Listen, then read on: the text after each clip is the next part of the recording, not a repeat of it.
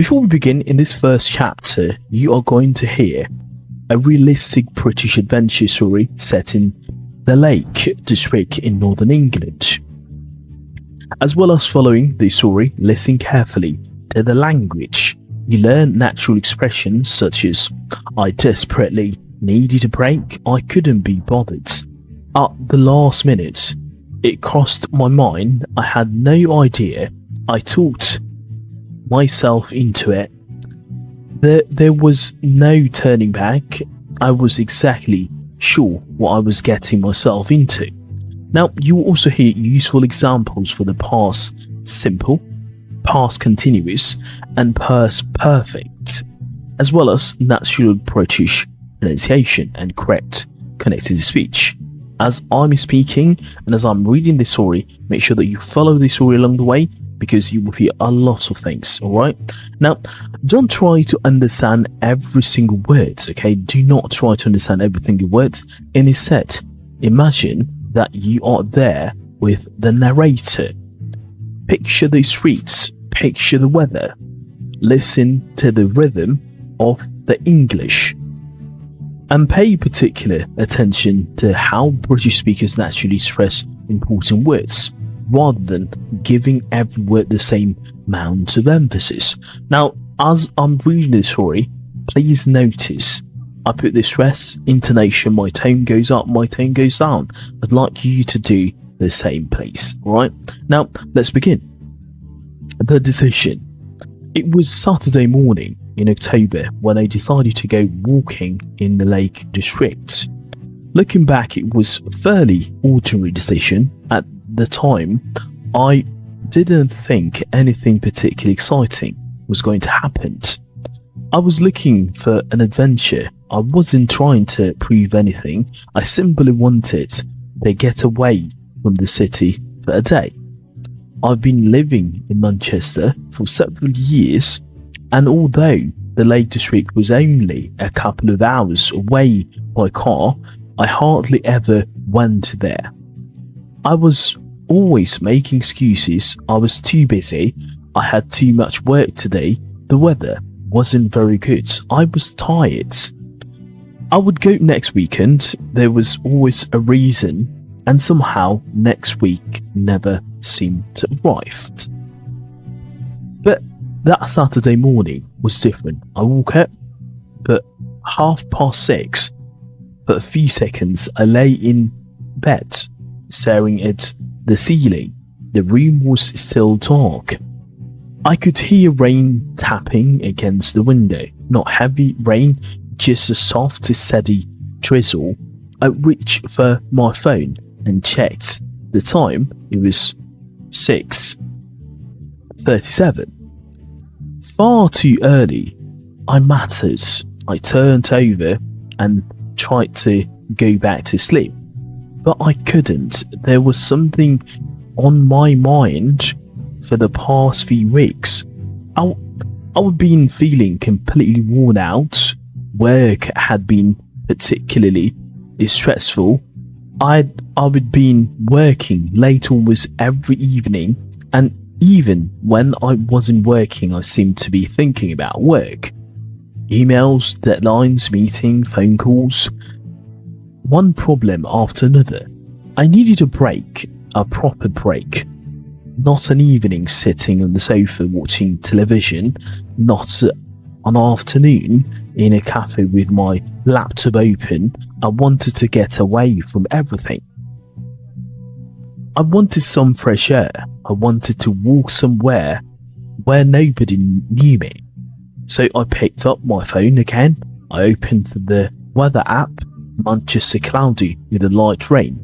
The Lake District cloudy, windy, with a chance of a heavy rain later in the afternoon. I stared at the screen. Brilliant. I put the phone down. For a moment, I considered staying in bed. In fact, I nearly did. But then something strange happened. I thought about the mountains. I'd been looking at photographs of the Lake District a few days earlier, green valleys, stone walls, deep blue lakes, mountain peaks disappearing into the clouds. It looked peaceful, almost unreal, and suddenly I wanted to see it for myself. I got out of bed. The morning routine. I walked into the kitchen and put the kettle on while I was waiting for the weather. While I was waiting for the water to boil, I opened the curtains. The sky was completely grey. Rain covered the window and the buildings opposite looked blurred. I could see people walking quickly along the pavement, trying to avoid the rain. A bus stopped at the traffic lights. Someone ran across the road. Cyclists passed by wearing a bright yellow jacket. It was a typical Manchester morning. Grey, wet, busy. I made myself a cup of tea and stood by the window. Then the thought came back. Go, just go. I laughed quietly. What am I doing? I hadn't planned anything. I didn't have a hotel booked. I didn't have a proper walking route. And I certainly hadn't told anyone that I was thinking of spending the day in the mountains. But the more I thought about it, the more appealing the idea became. I finished my tea, then I went upstairs. I opened my wardrobe and looked through my clothes. What do you wear when you are going walking in the mountains? I had absolutely no idea. Eventually I found an old pair of walking trousers and a fleece jacket. At the back of the wardrobe I found my walking boots. I hadn't worn them for nearly 2 years. I picked them up. They were covered in dust, still usable. I said. I wasn't completely convinced. I carried them down the stairs and put them beside the front door. Then I stood there, looking at them. For a few seconds I thought about putting them back. Instead I went into the kitchen and I started packing the rucksack, packing the bag. I didn't have a proper hiking bag, so I used an old backpack that I normally use for work. Into it, I put a bottle of water, then some sandwiches. I packed a biscuit, chocolate bar, waterproof jacket, small first aid kit, a portable phone charger, a torch, and another bottle of water. I stopped. Is that enough? I wasn't sure. I looked at the weather. Forest again, rain. When possibly heavy rain, I added a second fleece. Then I remembered something a colleague at work had once told me, that the weather in the mountains could change very quickly. You can have 4 seasons in one day. He who said I laughed when he told me how I wasn't too sure a certain line for walking routes in the Lake District. There was hundreds easy routes, difficult routes, short walks, long walks, routes around lake, routes through the valley, routes over mountains. I had no idea which one to choose. Eventually, I found a route that was manageable. I started near a small village. It followed a river through a valley. Then it climbed towards a mountain ridge before coming back down. Then the website said it would take around 5 hours. That didn't sound too bad. I would done a 5 walk once about 6 years ago, but that wasn't important. I looked at the photographs on the website. The scenery looked incredible. The path looked clear. There were photographs of people standing on the ridge with enormous mountain behind them. I was thought, I will do this one. I saved the route to my phone, then I noticed warning underneath the description. Condition can change quickly. Walkers should check the weather and ensure they are properly equipped. I read it, then I carried on. I didn't think much about it. That would become important later. Very important. Should I really go? By 8 o'clock I was ready. Well, almost ready. I sit in the hallway wearing my walking boots and jacket. My rucksack was on my back. My car keys were in my hand. I looked at myself in the mirror. I looked like someone who knew what he was doing. That was the problem. I didn't. I was reasonably fit. I wasn't completely inexperienced, and I would spend a lot of time outdoors when I was younger, but I wasn't an experienced mountain walker. There was a difference. I knew that at least part of me knew that another part of me was saying, it's just a walk. I picked up my phone, then I put it down. I picked up again. I checked the weather. The forecast hadn't changed. Cloudy, rain later, windy. I thought about staying home, then imagined spending the entire day in my flat. Another cup of tea, another film, another day disappearing. No, I said, I'm going. I locked the front door behind me. The drive north. The first part of the journey was slow. Manchester was already busy. Cars were everywhere. People were heading to work. Shopping centres and football matches. I sat in traffic for nearly 20 minutes. I started to wonder whether I would make the right decision. Then gradually the traffic began to disappear.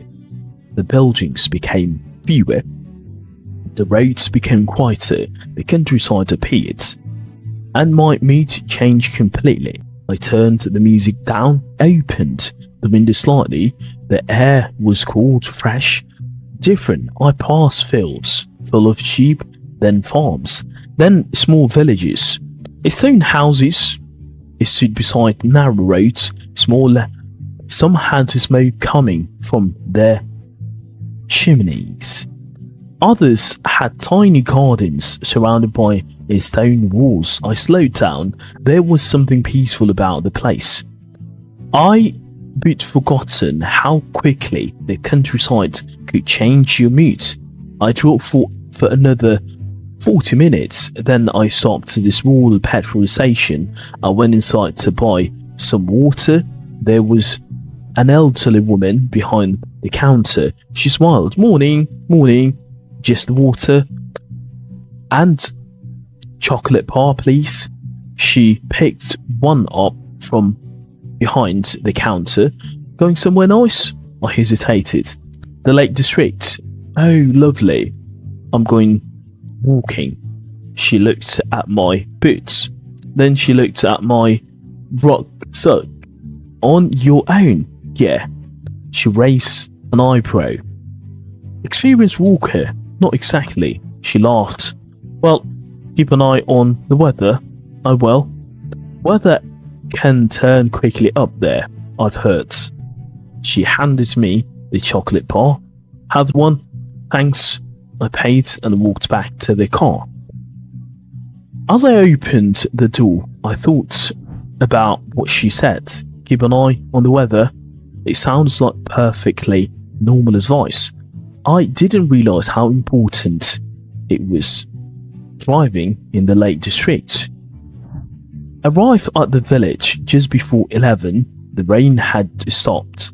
The clouds were still low, but there were small patches of blue sky. I pulled into a car parked beside a row of stone cottages.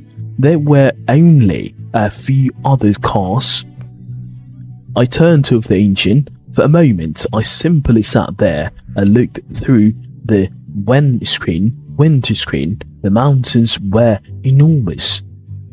They rose behind the village, partly covered by clouds. I was seeing mountains before, but there was something different about these. Perhaps it was the weather, perhaps it was the silence, or perhaps it was simply because I was standing at the beginning of an adventure I hadn't planned very carefully. I got out of the car. The air was cold, much colder than it had been in Manchester. I pulled my jacket tighter. Then I took my rucksack from the boot.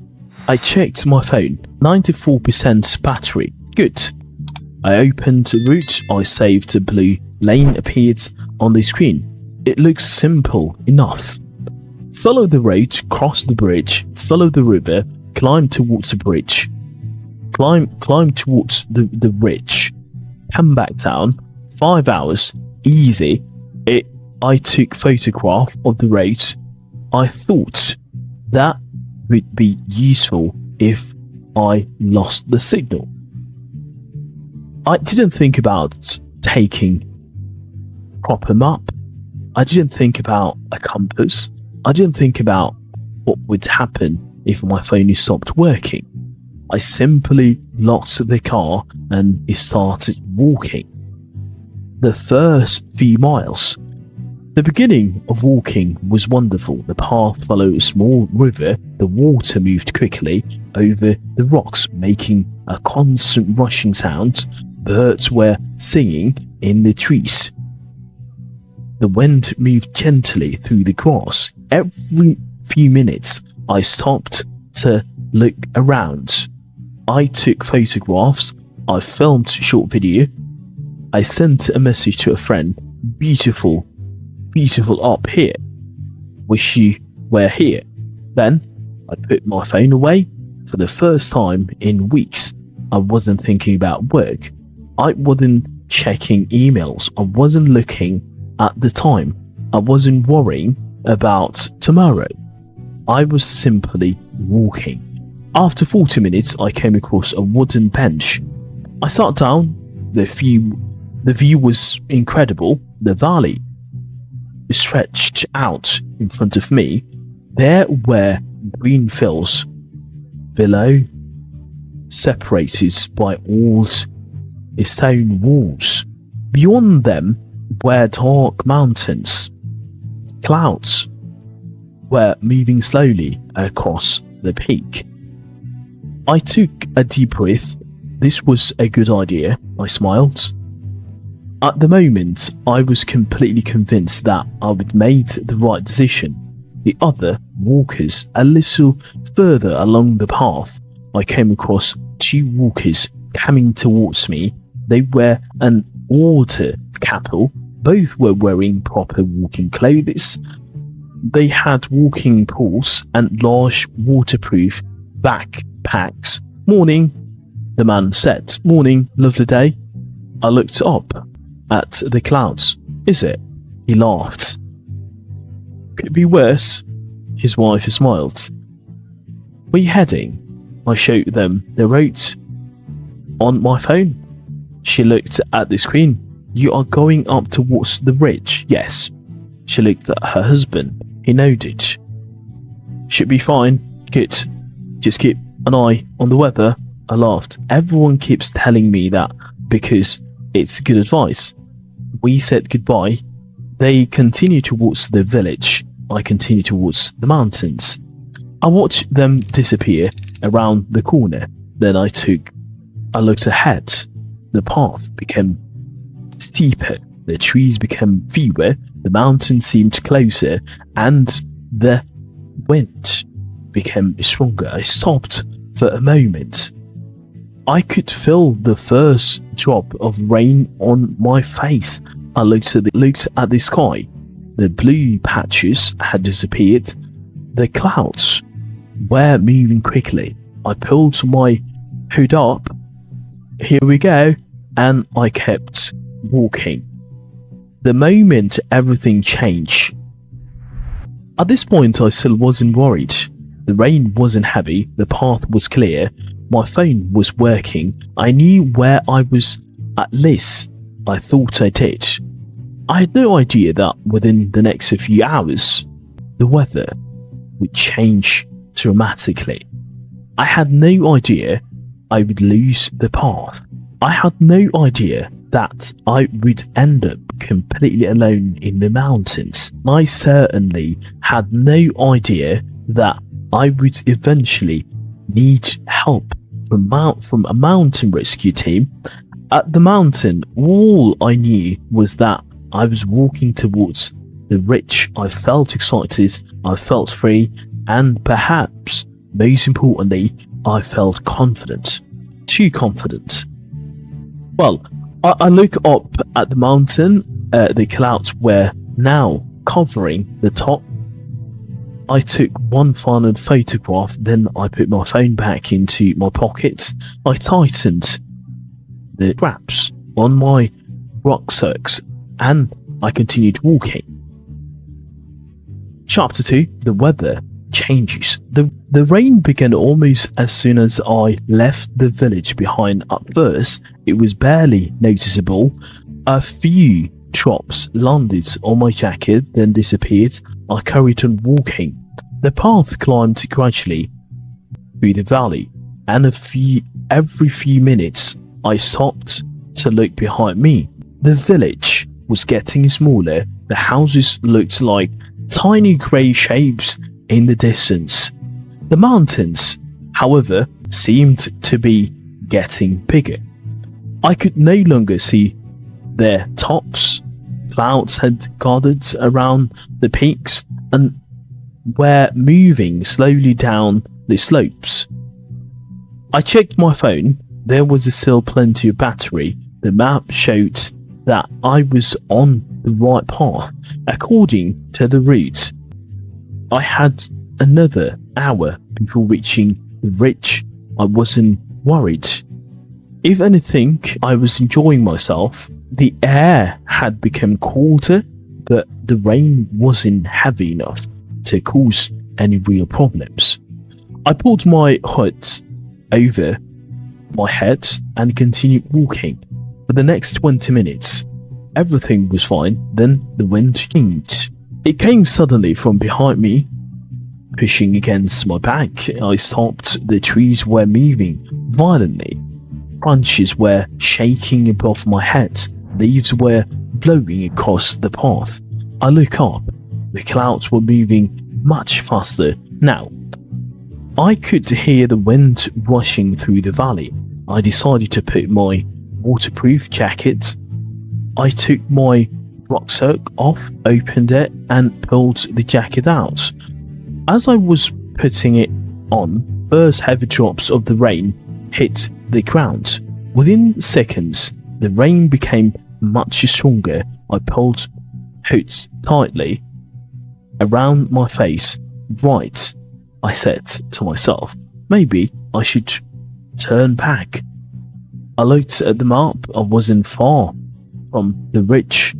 If I continued, I could reach the top in about 40 minutes.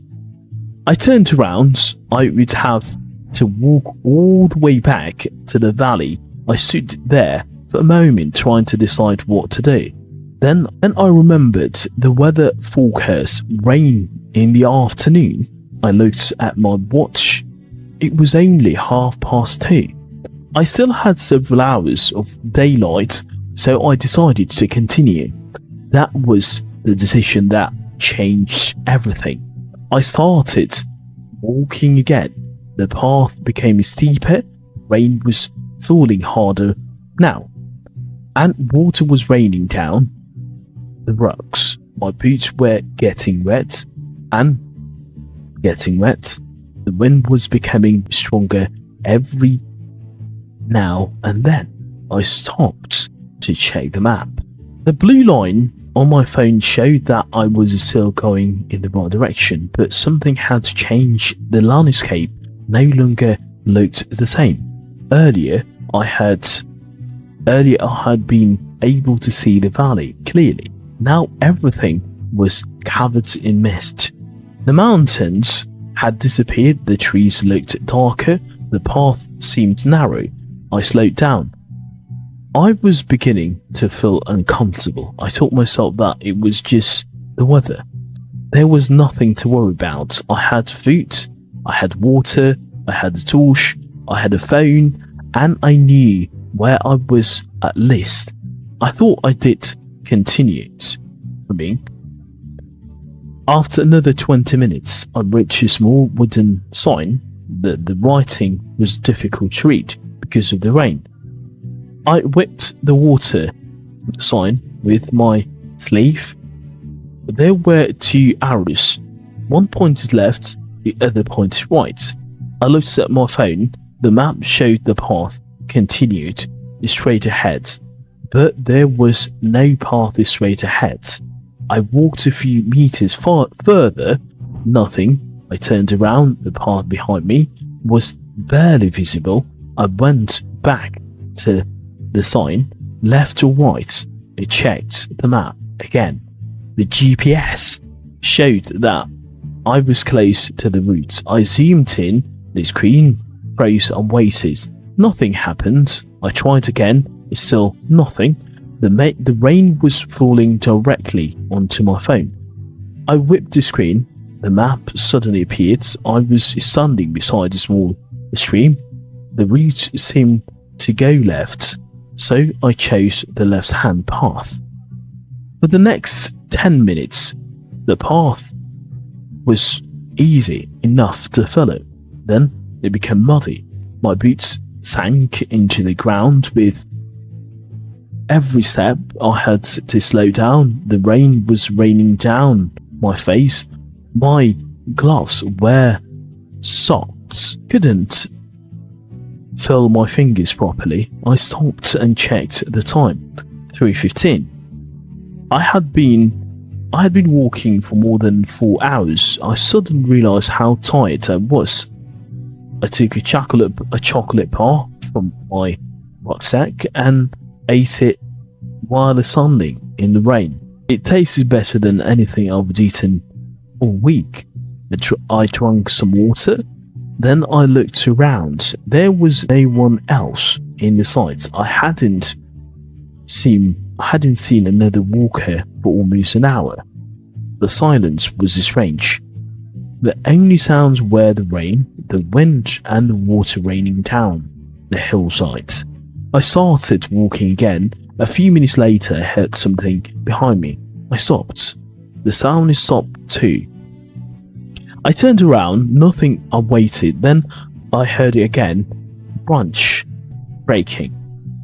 I looked towards the trees. Nothing moved. I told myself it was probably an animal. I carried on, but now I was walking faster. At about 4 o'clock, the weather became even worse.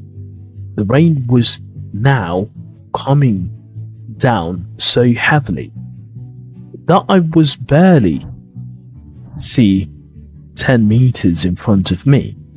I stopped. I couldn't see the path. I looked at my phone.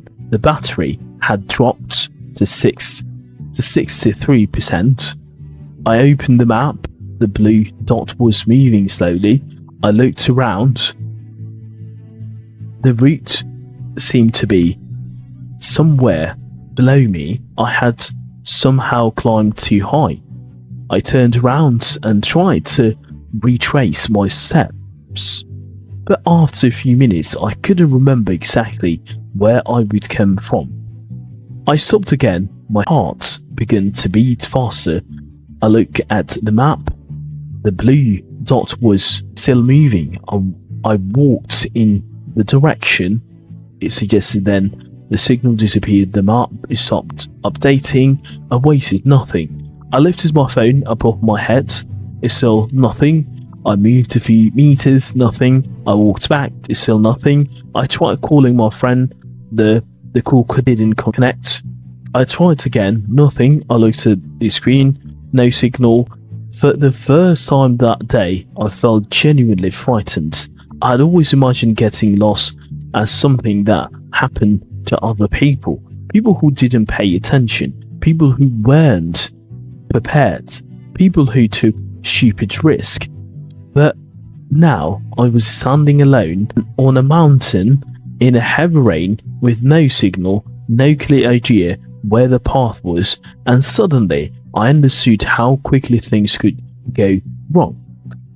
I took my rucksack off and checked everything again: water, food, torch, jacket, phone, everything was still there. I tried to calm myself down. I knew the village was somehow below me. I just needed to find the path. I looked around carefully. There was a narrow track leading downhill. It looked as though other people had walked along. Thought about turning back, but back where? I couldn't see the path I'd come from. I had to make a decision. I followed the track downhill. At first, it seems like the right choice. The ground became less steep. The trees became thicker. I thought I might be getting closer to the valley. Then I heard running water. I stopped. There was a stream in front of me. It wasn't on my map. I looked left, then right. There was no bridge. The water wasn't particularly deep, but it was moving quickly. I could probably cross it, but I didn't want to take the risk. I walked along the bank. Maybe there was a bridge further down.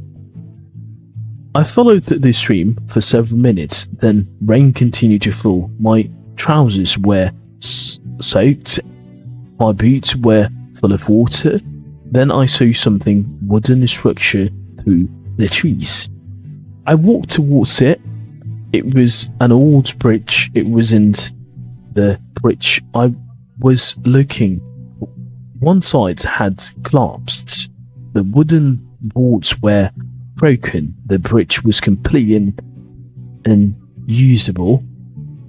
I stood there staring at it. I felt my stomach sink. I looked at the map again. The phone had no signal. The battery was now 48%. It was getting late. I looked up at the sky.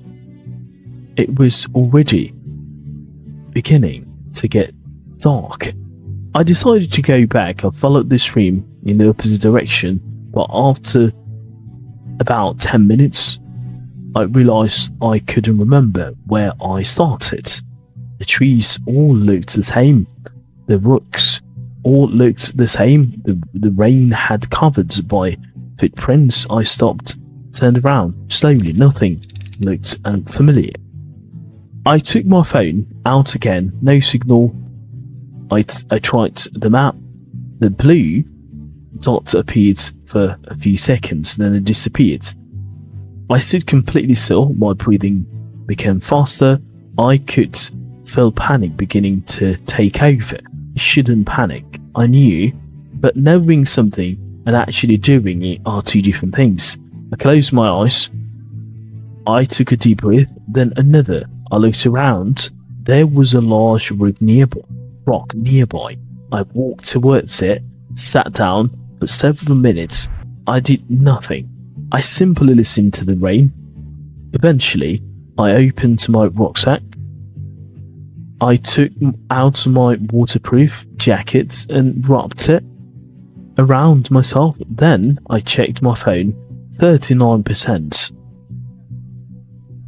I thought about calling emergency services, but what would I tell them? I didn't know exactly where I was.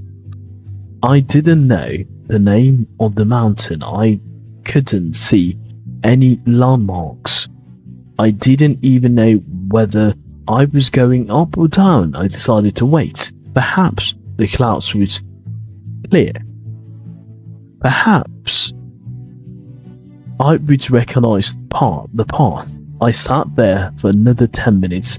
Then I heard a second whistle. stood up immediately. Hello? Nothing. I listened. It was again a whistle. It sounded far away. Shouted, hello? The wind carried my voice across the valley. No answer. Then another whistle. This time it sounded closer.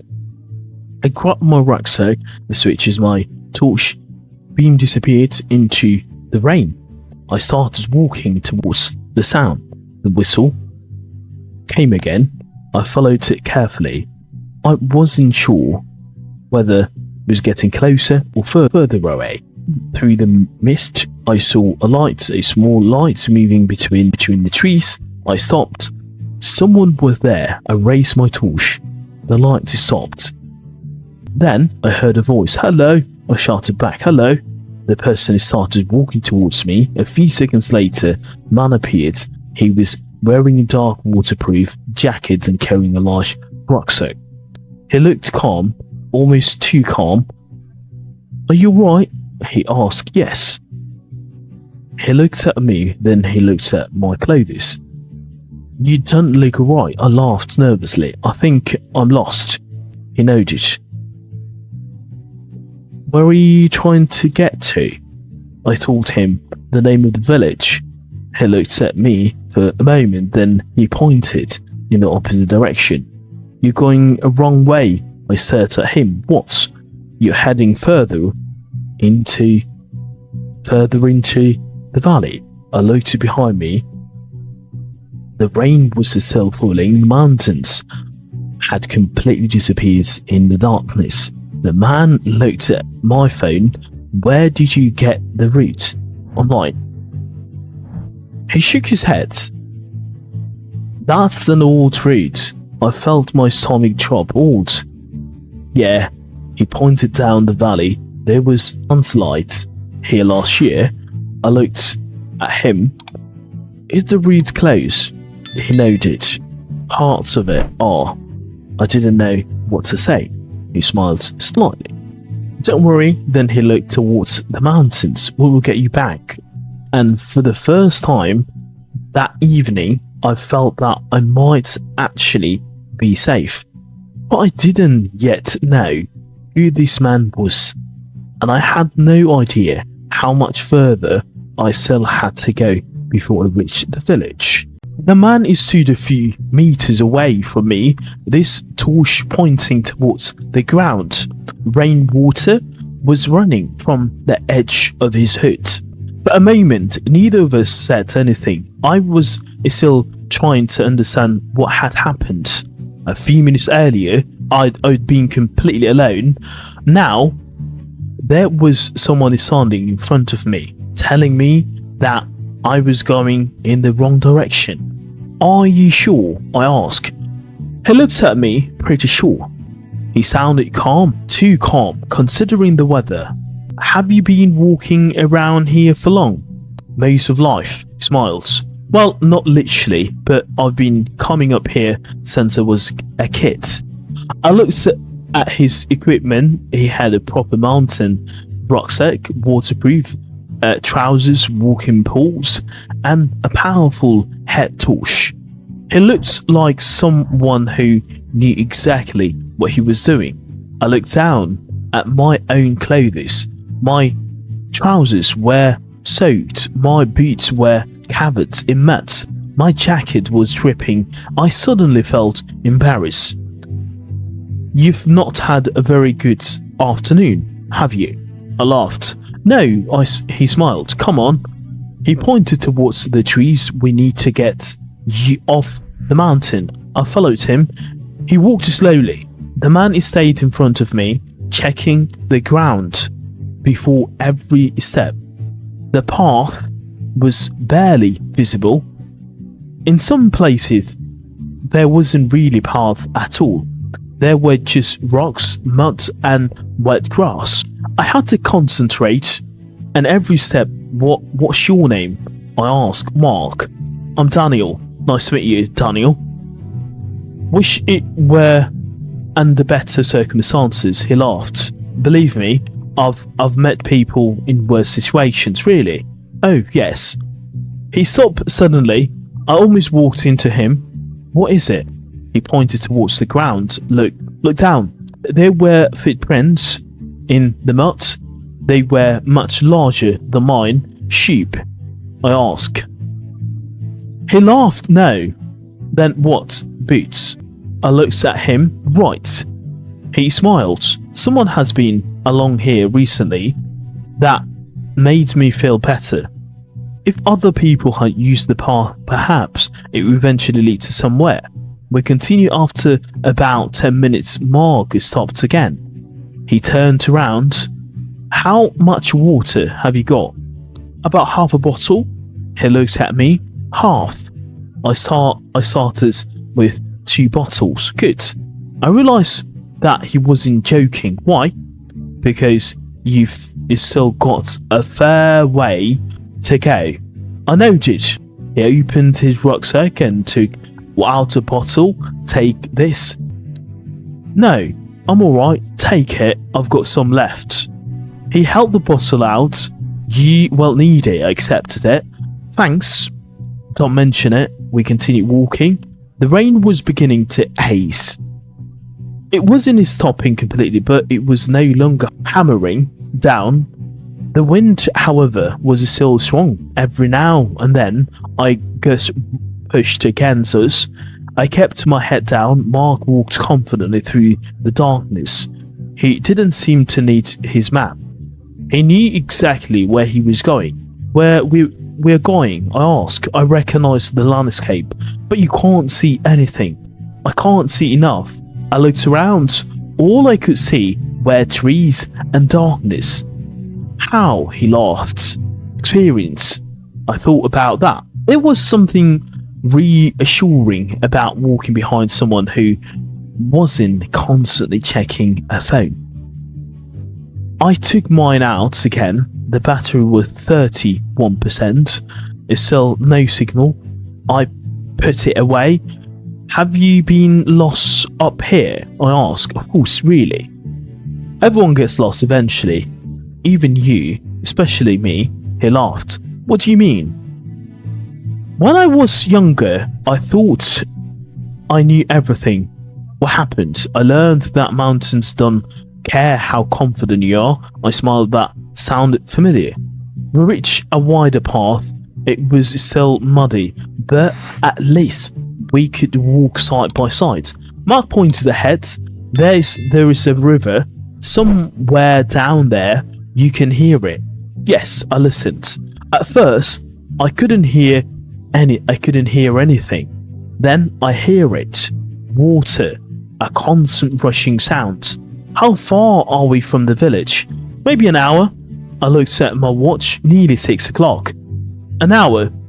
Give or take. Will we make it before dark? Mark looked at the sky. It's already dark. I laughed. You know what I mean? He smiled. We will be alright. We continued down the path. The trees became thinner. The valley opened up. And then I saw something in the distance. Lights. Tiny yellow lights. I stopped walking. Is that a village? Mark looked. Yes. I couldn't believe it. I had been so worried that I might have to spend tonight on the mountain. Now I could actually see the village. I felt a huge sense of relief. We're nearly there, I said. Not quite. What? Mark pointed towards the river.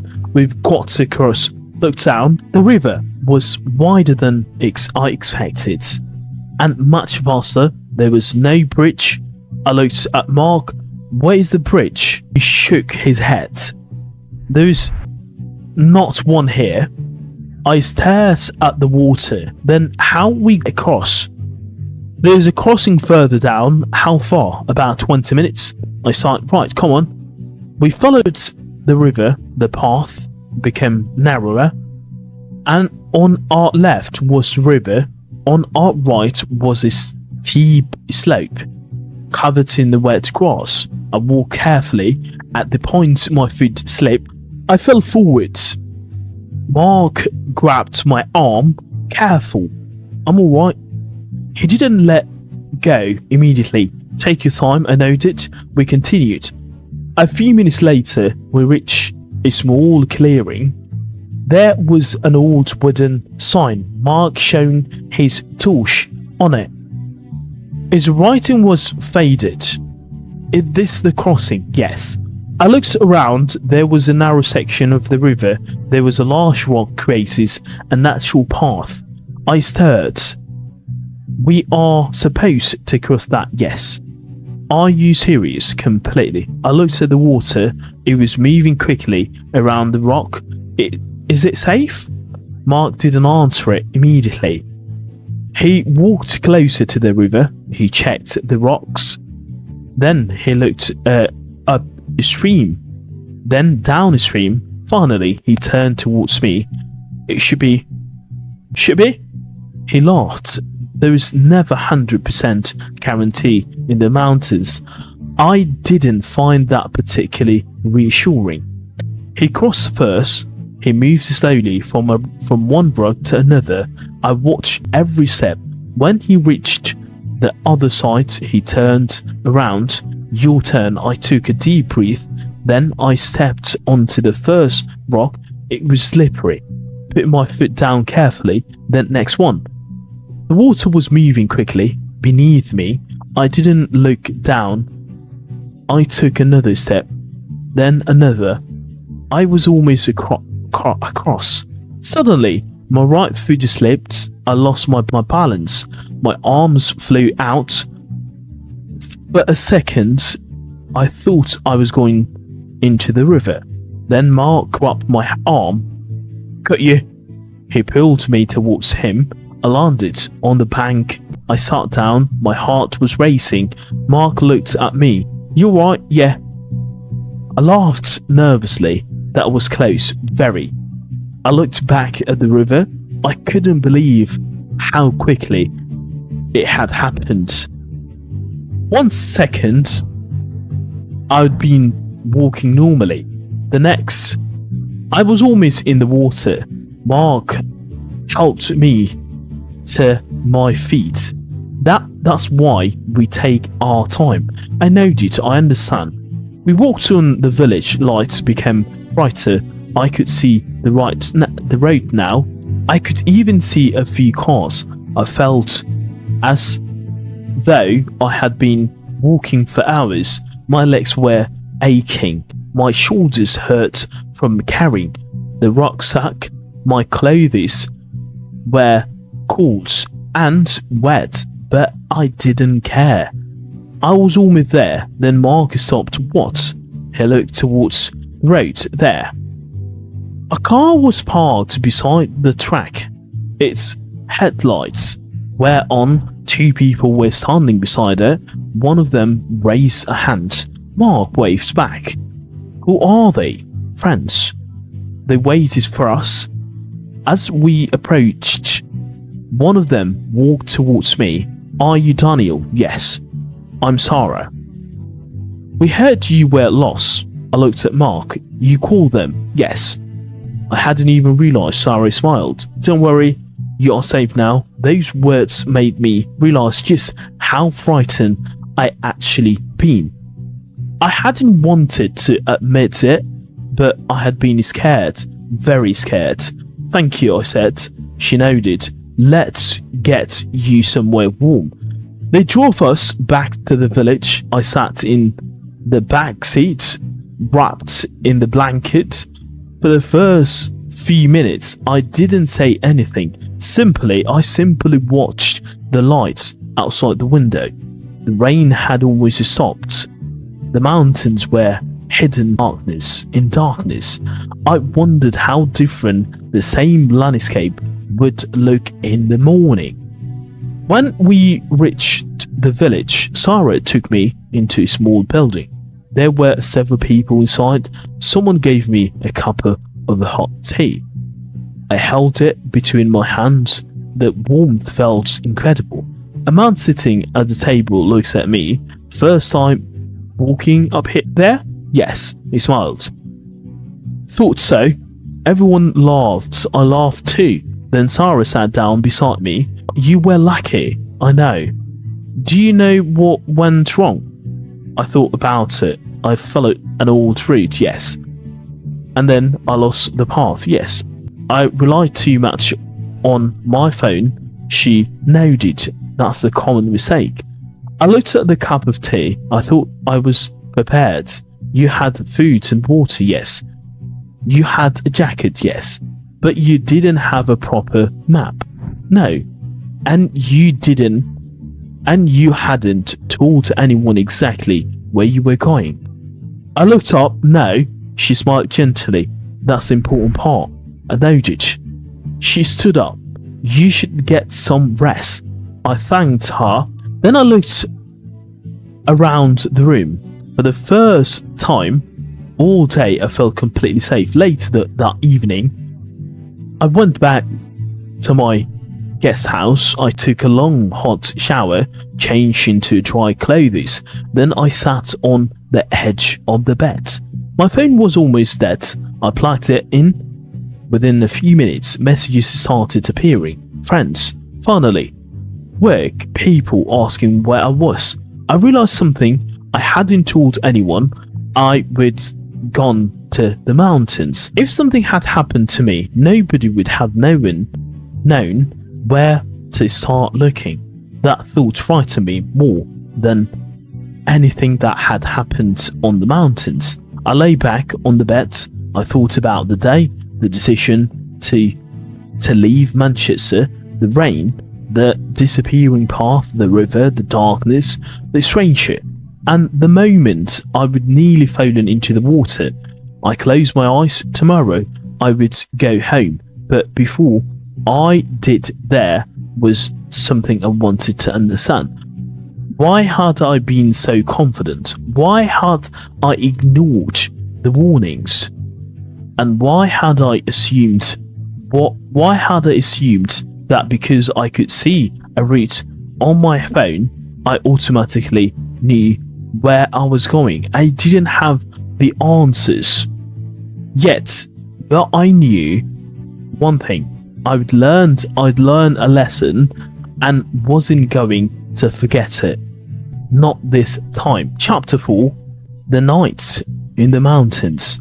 I woke up at 6:30 the next morning. For a few seconds I didn't remember where I was. Then I heard rain against the window. I looked across the room and saw my walking boots beside the door. Everything came back: the mountain, the rain, the river, Mark, the darkness. I sat up slowly. My whole body was aching. My legs felt heavy and my shoulders were sore from carrying the rucksack. I reached for my phone. It was fully charged. There were several missed calls and a long list of messages. One message was from my friend James. Where are you? You disappeared yesterday. I stared at the message. I suddenly realized that I hadn't contacted him since the afternoon. I called him. He answered almost immediately. Where the hell have you been?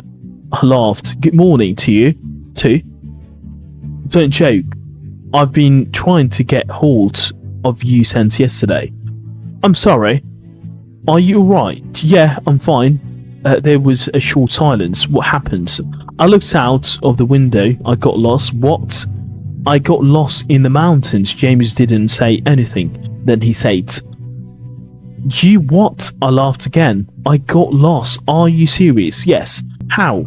I looked down at my boots. It's a long story. Well, I've got time. So I told him. I explained how I decided to go walking and how the weather had changed. How I would lost the path. How my phone had stopped working properly, and how I would eventually met Mark James listen without interrupting. When I finished, he said, You are an idiot. I smiled. I know. No, seriously, you are lucky. I know. You should have told someone where you were going. I know. You should have taken a proper map. I know. And you definitely shouldn't have followed an old route from the internet. I know. There was another pause. Then he laughed. At least you've learned something.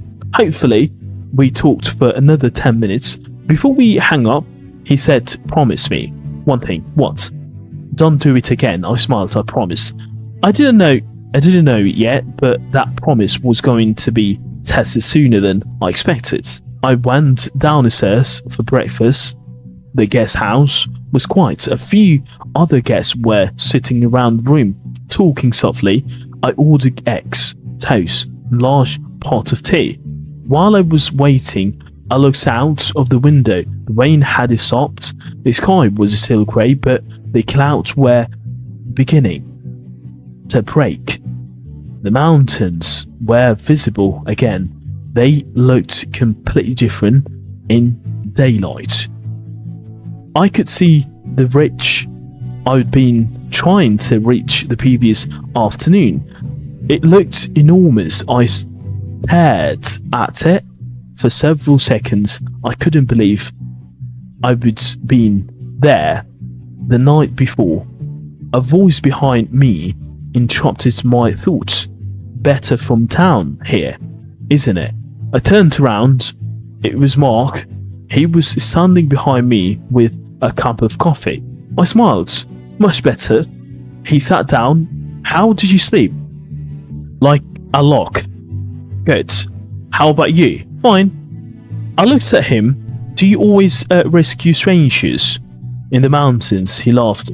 Only on Saturdays. I smiled. Seriously, though. Thank you. You don't need to thank me. I do. He took a sip of coffee. You would have found your way eventually. I'm not so sure. He looked at me carefully. That's why we carry a map. I laughed. Fair point. Breakfast arrived. I started eating. Mark watched me for a moment. You've got a long drive home. Yeah. You heading back today? I think so. He nodded. Good. I looked at him. Can I ask you something? Sure. How did you know where I was? He put his coffee down. I didn't. What? I heard you shouting. You heard me, eventually, but I was miles away. Sounds carries along the way in the mountains. I thought about that. So the whistle. That was me. I thought was someone else. Marcus smiled. I was trying to find you. I looked at him. Why? He shrugged.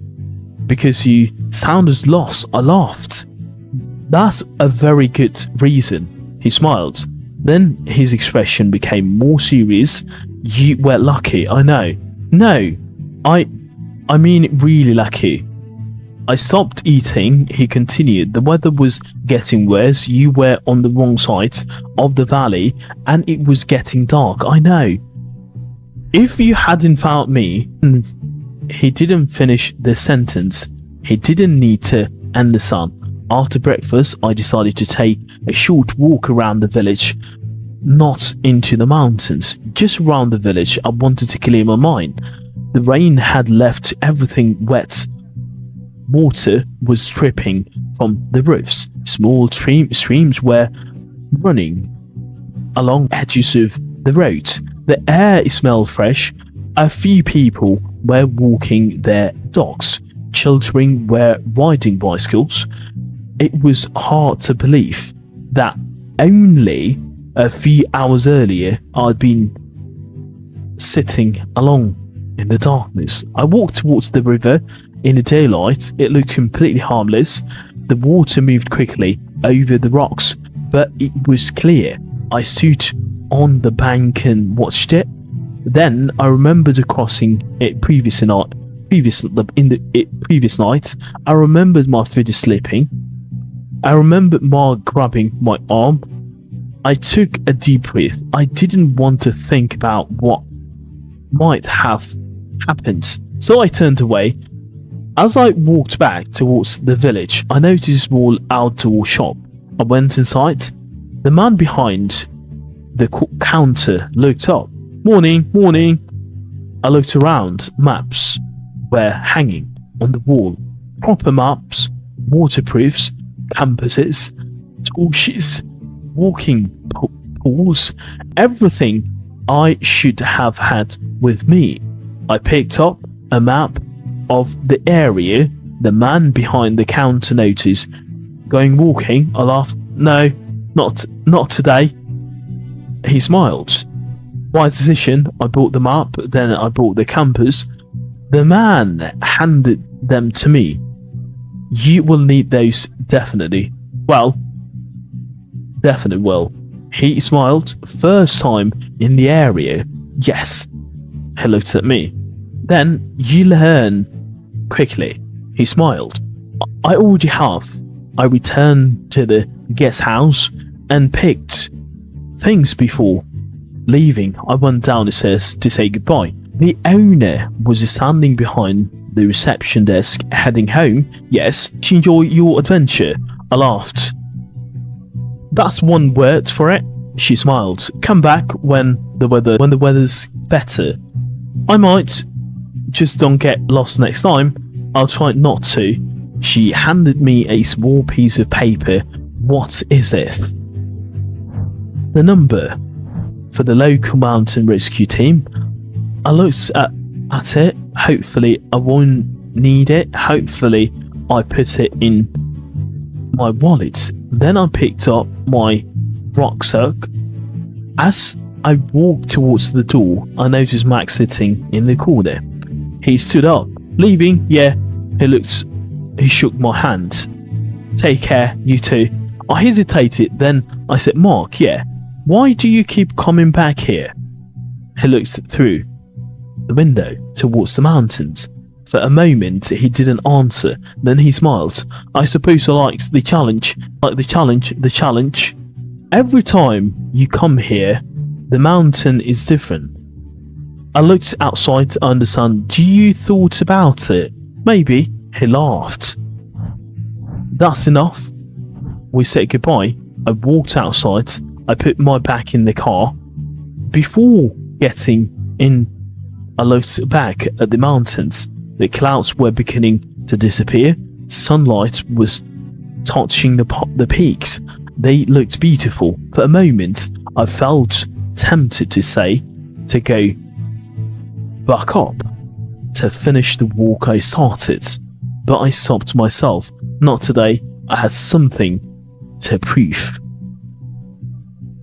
Not to anyone else, to myself. I needed to learn how to respect the mountains before trying to conquer them. I got into the car. I started the engine. Then I drove away. The journey home was quiet. I didn't turn the radio on. I simply drove. As the mountains disappeared behind me, I thought about everything that had happened. I had started the day wanting to escape. I wanted to get away from work. I wanted some peace. I wanted an adventure. I would certainly got one. But I had also learned something about myself. I had been too confident. I assumed that because I was reasonably fit, I would be right. I assumed that because I would walked before I knew what I was doing, I assumed that technology would always work when I needed it. And I would ignore it. Several warnings, the woman at the petrol station, the walkers on the path, and the warning on the website, even my own instinct. I would notice the weather changing. I would notice the path becoming difficult. I would notice that I hadn't seen anyone for a long time, but I kept going. Why? Because I didn't want to admit that I made the wrong decision. That was probably the biggest lesson of all. Sometimes the hardest thing isn't making a decision, it's admitting that a decision you made was wrong. I arrived home just after midday. I carried my rucksack into the flat, then I emptied everything onto the floor. Wet clothes, food, water, torch, phone charger, emergency blankets, and the new map. I picked up the map, I opened it on the table. For the first time, I studied the route properly. I could see exactly where I would gone wrong. I would miss a turn, then I followed an old path, then I moved too far uphill, and once I would lost the main path, I had no reliable way of knowing where I was sat, where for a long time. Then I opened my laptop, I found walking websites, I looked at the route again. This time, I read everything, not just the photograph, not just the distance, not just the estimated walking time, everything, the warnings, the alternative routes, the information about the weather, the information about the closed past. It was all there. I would simply ignore it. I learned back in my chair. I felt embarrassed, but also I felt grateful. I would made the mistakes, serious mistakes, but I had come home safely, and now I knew what I needed to change. That evening, I called James again. So I said, "Are you going to become mountains expert now?" "No." "Good. I bought a proper map, excellent, and a compass, even better, and I'm going to learn how to use it." There was silence, then James laughed. "Now you are talking." I smiled. "Maybe I'll go back one day." "One day, yeah. With a guide, maybe." "Good." I looked at the map on my table. The mountains were marked in the lines. Routes closed, valley, streams were marked in the blue, path were shown as dotted lines. Everything looked simple, but I knew better. Now, a map could tell you where you were supposed to go. It couldn't tell you what the mountain would be like when you go there. The weather could change, a path could disappear, a river could race, person could make one small mistake. Suddenly, a simple walk could become something much more serious. I folded the map carefully, then I put it in my new walking bag. I wasn't finished with the mountains, not yet, but next time I would be, or at least I hoped I would be, and sometimes I hope is exactly where preparation begins. 3 weeks passed before I returned to the Lake District. During those 3 weeks, I thought about the mountains almost every day. At first, I told myself that I had no reason to go back. I had my adventure, I learned my lesson, there was no need to put myself into the same situation again. I would left the walk unfinished. I started with a simple goal: reach the ridge, enjoy a view, and return to the village. Before dark, I hadn't done it. Instead, I got lost, nearly fallen into a river, and had to be helped back to safety. Part of me wanted to forget the whole thing. Another part wanted to finish what I started. Eventually, I made a decision I would go back, but this time I would do everything properly. I bought a proper walking rucksack, I bought waterproof trousers, I bought a good quality torch, spare batteries, I bought a proper map, I learned how to use a compass. I checked the weather several times, I planned an alternative route, and most importantly, I told James exactly where I was going. I'm going back to the Lake District. There was a long pause on the phone. "Are you serious? Why?" "I want to finish the walk." "You nearly got yourself killed last time." "I know, and you are going back." "Yes." Another pause. "You are mad." I laughed properly. "When are you going?" "Saturday." Who's going with you? I looked at the floor. No one. James sighed. At least promise me you will call me when you arrive. I promise. And when you finish, I promise. And if the weather gets bad, I will turn back. Straight away. Good. He paused. Neil, yeah. Don't try to prove anything. I thought about that. I won't. But deep down, I knew there was still a part of me that wanted to prove something. Not to James, not to Mark, to myself. Saturday arrived sooner than I expected. I woke up at 5. This time, I didn't feel excited. I felt prepared.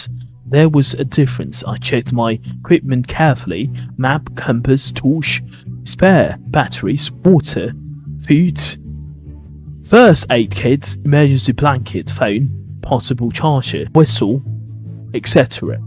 Clothing. Everything was there. I checked the weather. Clear skies in the morning. Cloudy later. I put things serious. I checked another forecast, then another. They were all similar. I sent James a message. Leaving now? I will call when I arrive.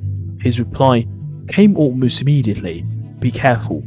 I smiled, then I left. The journey north felt different this time. I knew where I was going. I recognized the roads. I recognized the village. When the mountains appeared in the distance, I felt a strange mixture of excitement and nervousness. I wasn't afraid of them, not exactly, but I respected them now. That was different. I arrived at the same villages after 8. The car park was almost empty. I parked in the same place as before. For a moment, I simply sat in the car. The memories came back. Rain against the wind screen, darkness, river, Mark voice. Don't worry, we will get you back. I took deep breath, then I got out. The morning was beautiful. The sky was pale blue. The air was cold and fresh.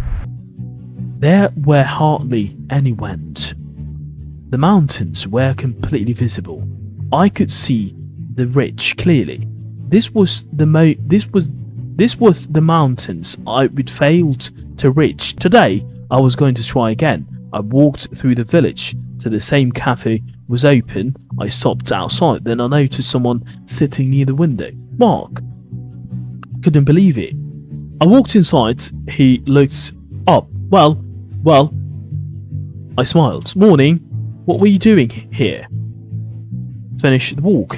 He laughed. I knew you'd come back. How? You didn't look finished when you left. I sat down. I prepared properly this time. Good. I showed him my map. He looked at it carefully. Proper map? Yes. Compass? I held it up. Excellent. He smiled. You are learning. I ordered a coffee. We talked for a few minutes. Then I asked him, are you walking today? Not today. Why not? I've got work to do. Right. He looks out the window. The weather is good now. Yes. But don't let that fool you. I smiled. You sound like the woman at the petrol station. He laughed. She's right. He pointed towards the mountains. Clouds can move in quickly. I know. And if you get tired, turn back. I will. And don't take shortcuts. I won't. He looked at me. Good. I stood up. See you later. Take care. I will. I left the cafe and I started walking. This time everything felt different. I wasn't rushing. I wasn't trying to finish the route as quickly as possible. I stopped whenever I wanted. I checked the map regularly. I compared the landscape with the counters on the paper. I looked at the compass. I made sure I knew exactly where I was. For the first hour, the walk was easy.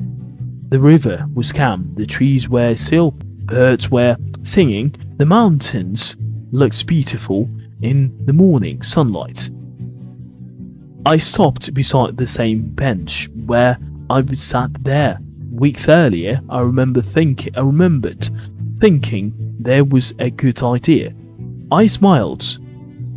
It still was. I've simply gone about it the wrong way. I took it and continued. At around 10 o'clock, I reached the point where I lost the path. During my previous walk, I stopped. I recognized the place immediately. The wooden sign was still there. One narrow pointed left, one pointed right. Last time, I had been standing there in a heavy rain, staring at my phone. This time, I didn't touch my phone. I took out the paper map. I checked the compass. Then I looked at the landscape. The correct path was on the right. I smiled. Not this time. I followed the path, climbed steadily. The trees became thinner. The ground became rockier. The wind became stronger, but the weather remained clear. Every now and then I stopped to look back. The village became smaller. The valley opened below me. The mountains stretched into the distance. It was one of the most beautiful views I've ever seen. I understand why people kept coming back. At Medi, I reached a small plateau. I sat down and ate lunch. There was no one around. For several minutes, I simply sat there. No traffic, no phones ringing, no emails, no conversations. Just the wind. I looked across the valley. Then I noticed something. A tiny figure was walking along a path far below. I watched for a few seconds. Then I realized it was Mark. I couldn't believe it. He had changed his mind. He was walking towards the ridge. I waved. He stopped. Then he raised his hand. I laughed. Maybe he had come to check on me. I waited, but he continued walking. I packed my lunch away and put it and followed the path. The final climb was much harder than I expected. The slope became deep. I had to use my hand in some places. The rocks were loose. The wind was stronger at the top. I stopped several times to catch my breath. My legs were beginning to ache. I thought about running. I thought about turning back. Then I looked up. The ridge was close. I could see the top. I kept going. One step, then another, slowly, carefully. Finally, I reached the ridge. I stood there, and I couldn't speak. The view was incredible. The entire valley stretched out beneath me. Lakes reflected the sunlight. Green hills rolled into the distance. Clouds moved slowly across the mountains. The village looked tiny. The road looked like a thin grey line. I took my rucksack off.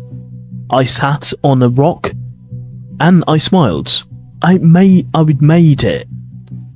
3 weeks earlier, I'd been standing somewhere below, completely lost and frightened. Now I was sitting on the ridge I would wanted to reach. I took out my phone. There was a signal. I called James. He answered. Hello. I'm here. Where? On the ridge. There was silence. Then he laughed. You actually did it. Yes. Are you safe? I looked around. Yes. Good. I took a photograph.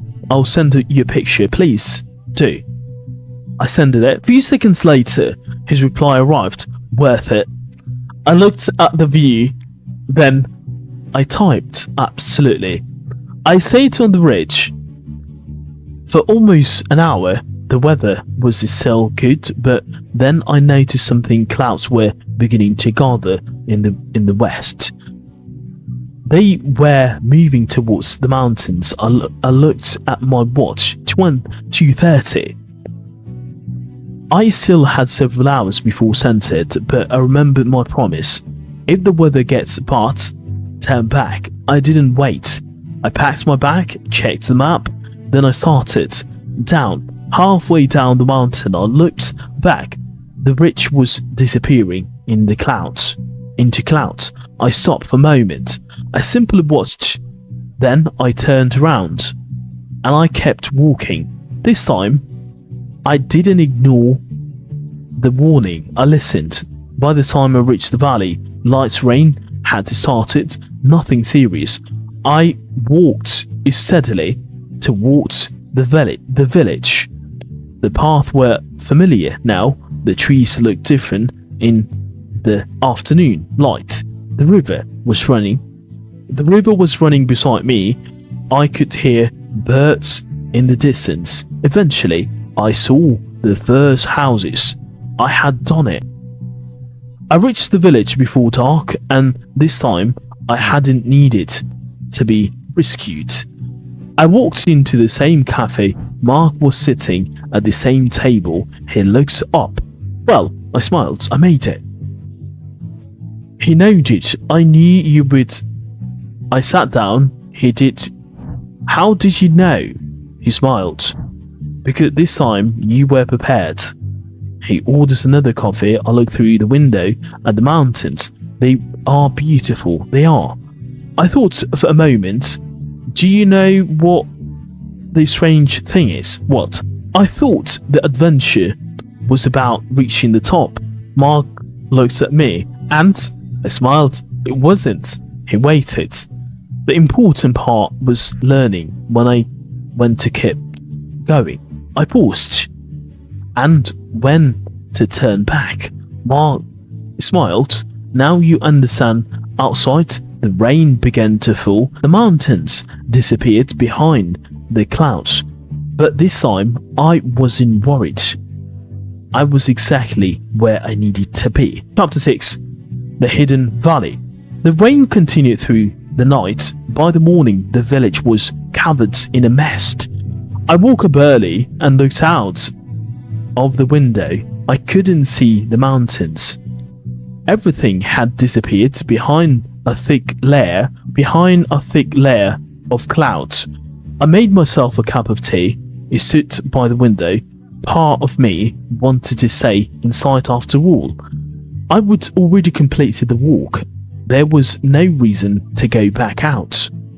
But then I remembered something. Mark had said the previous evening there is more to the valley than the main route. I asked him what he meant. He smiled. You will have to find out for yourself. I hadn't thought much about it at the time. Now standing by the window, I couldn't stop thinking about it. I wanted to explore, not the mountain, not the ridge, the valley. I checked the weather forecast. Light rain in the morning, cloudy in the afternoon. The wind was supposed to remain fairly calm. I looked safe enough. I packed my bag, map, compass, water, food, torch, jacket, phone. This time I checked everything twice. Then I went downstairs.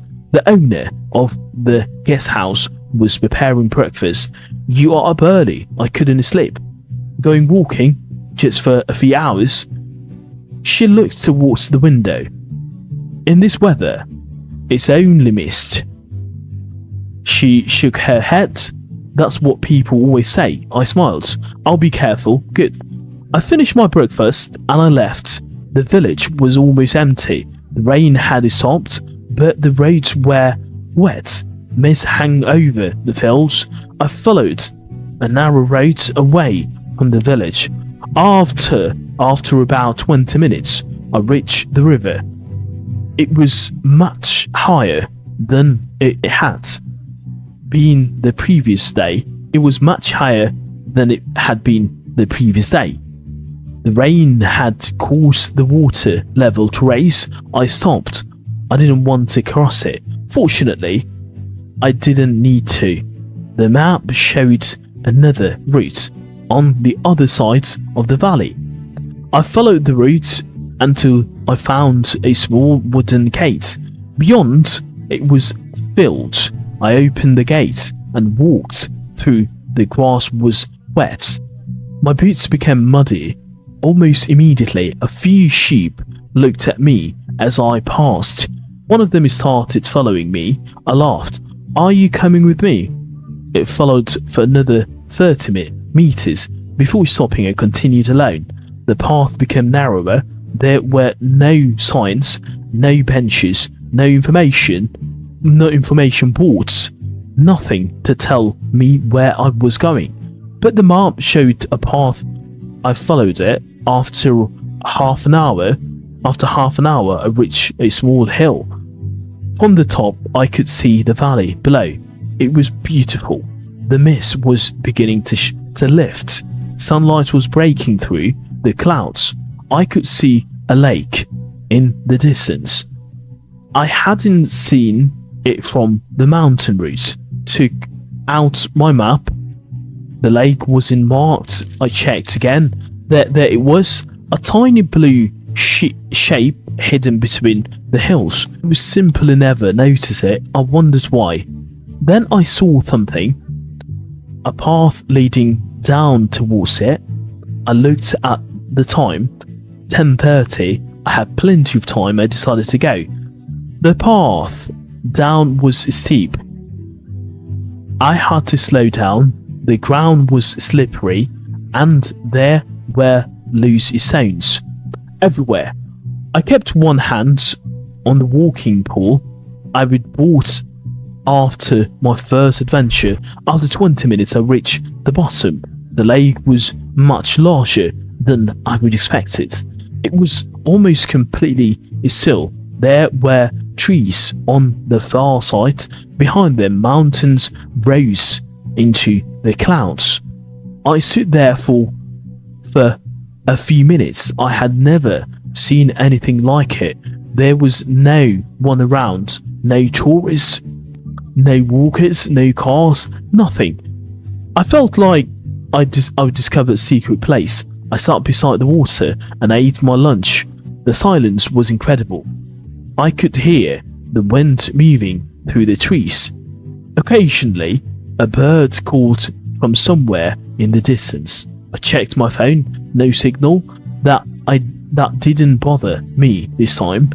I had my map, I knew where I was, and I knew how to get back. At least I thought I did. After lunch, I decided to walk around the lake. The map showed a narrow path along the eastern side. I followed it. The trees became thicker, the ground became softer. Soon I was walking through a forest. The silence changed, the light changed. It became darker beneath the trees. I could hear water somewhere nearby. I followed the sounds. Eventually, I found a small waterfall. It wasn't particularly high, but it was beautiful. Water followed over a wall of dark brook and disappeared into a pool below. I took out my phone and took several photographs. Then I noticed something strange. There was a small stone structure beside a waterfall. At first, I thought it was part of an old wall, but when I walked closer, I realized it was the entrance to a small cave. I stood outside. I wasn't sure whether I should go inside. The cave wasn't on my map. I looked at the entrance. It was dark. I switched on my torch. The beam reached several meters inside. I could see stone walls, nothing else. I hesitated. Then I remembered something. My father used to say when I was young, just because you can do something doesn't mean you should. I smiled. I wasn't going into the cave. Instead, I took a photograph and continued around the lake. The path eventually became difficult to follow. Branches covered the ground. Some trees had fallen across it. I had to climb over one, then another. I checked the map. The path should have continued beside the lake, but I couldn't see it. I walked backwards, then forwards, nothing. I started looking for footprints. There were some old ones, but I couldn't tell how recent they were. I stopped. This was beginning to feel familiar. The same feeling I would had on the mountains. that uncertainty. That moment when you realise you aren't completely sure where you are. I took out my compass, I checked the direction the path should have been heading south. I looked at the compass, I was heading east. I would gone too far, I turned around. This time I knew exactly what to do. I didn't panic, I didn't guess, I didn't follow the first path I saw. I used the map, I used the compass, and slowly I made my way back. After about 20 minutes, I found the path again. I smiled. Good. Continued. The forest became thinner. The lake appeared again. I could see the hill where I'd eaten lunch. Then I was heading in the right direction. Then I heard something. A voice. It stopped. Someone was shouting, "Hello." I listened. There it was again. "Hello." I looked towards the trees. I couldn't see anyone. The voice sounded distant. I shouted back, "Hello." No answer. I waited. Then I heard it again. This time I realized something. The voice was coming from the cave. I walked back towards the waterfall. "Hello." A voice answered. "Can you hear me?" "Yes." Mr. I stopped. My heart began to beat faster. Someone was inside the cave. I walked closer. "Are you injured?" "I don't think so." "What happened?" I slept. I stood outside the entrance. I couldn't see him. "Can you move?" "No." "Why not?" "My legs is trapped." I looked inside. The cave was darker than it had seemed before. I could hear water dripping from the ceiling. I took a step forward, then it stopped. I remembered what my father had said. Just because you can do something doesn't mean you should. I couldn't go into the cave alone. I stepped back. "You stay where you are. Are you going to help me?" "Yes, but how?" "I'm going to get help." There was silence. Then, "Please hurry." "I will." I moved away from the cave. I checked my phone. No signal. I climbed towards the top of the hill. It's still nothing. Climbed higher. 1 bar. I stopped. I dialed emergency services. The call connected. I explained the situation. The operator asked for my location. I gave the name of the lake. She asked whether I knew the nearest route. I checked the map, gave her the information. Then she checked. "Are you with the injured person?" "Yes, but I'm outside the cave." "Good. Don't enter the cave. I won't. Stay nearby. It's safe to do so." "Understood." She told me that a rescue team was being sent. I ended the call. For a moment, I stood there alone. Then I looked towards the waterfall. I wondered who was inside and how long he had been there. I returned to the cave. "Help is coming." The man shouted back, "How long?" "I don't know." There was a silence. Then he said, "Thank you." I sat outside the entrance. I could hear him breathing. "What was your name?" I asked. "Tom." "I'm Daniel. Nice to meet you. Wish it were under better circumstances." He laughed quite weakly. "Me too." I asked him what had happened.